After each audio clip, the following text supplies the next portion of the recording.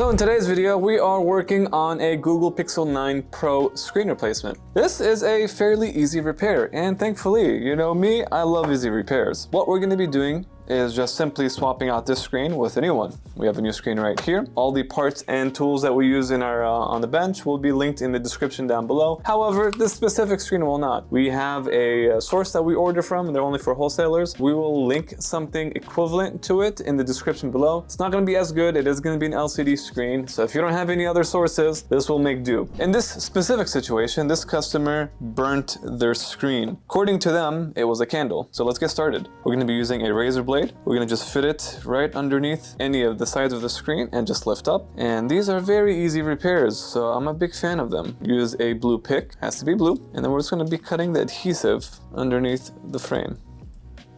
And we are going to lift.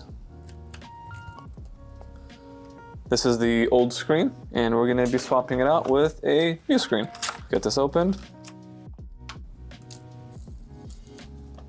Now, the only thing that we need to worry about when we're installing these screens is how thin they are. They are very, very thin screens. When you're installing it, you need to be extra careful and not insert it incorrectly on the frame and press down when it's not perfectly seated. So all we're going to be doing is attaching this cable to the FPC connector right there. We'll zoom in just so we can take a look. I'll use my pinky and press down. First time was the charm. I love it. And before I press down, I'm gonna turn on the phone and see if the display is okay and I didn't cause any damage installing the display. And no lines, nothing unusual, seems okay to me. So I'm gonna just make sure it is seated correctly before I press it down.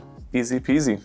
I love it when we have easy repairs because I feel like all we've been doing lately are hard repairs and it's been kind of stressful sometimes. It's a nice breath of fresh air.